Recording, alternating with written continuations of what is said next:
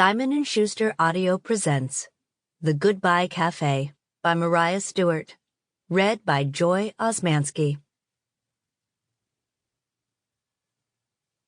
Chapter 1.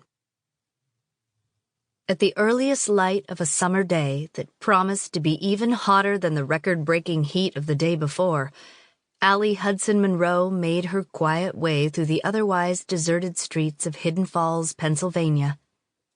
She strode with purpose, a large canvas bag over her shoulder, toward the intersection of Hudson Street and Main, where she crossed, and once on the other side, entered the Sugarhouse, the 1920s Art Deco theater that was her family's legacy.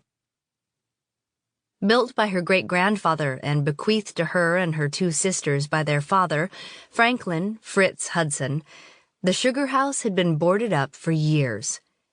Since Fritz had specified in his will that his three daughters had to live together in the family home on Hudson Street and restore the theater before they could receive their generous individual inheritances, his wish had actually been more of an ultimatum.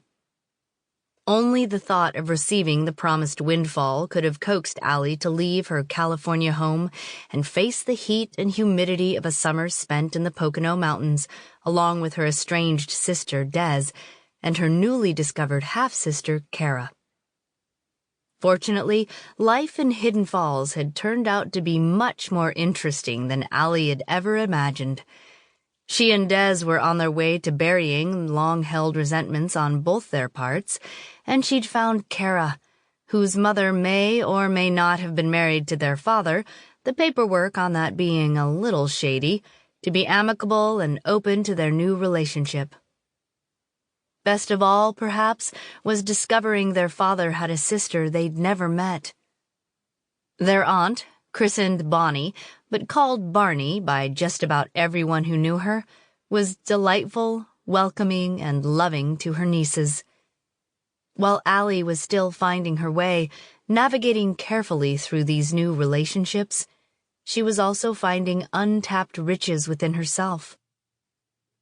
She'd even found herself a little short on the snark that had been one of her least endearing personality traits. Maybe even a kinder, gentler Allie, though nothing was a sure thing. As she'd done for the past week, after stepping inside the theater, Allie left the front door unlocked for the contractors who were working on the building.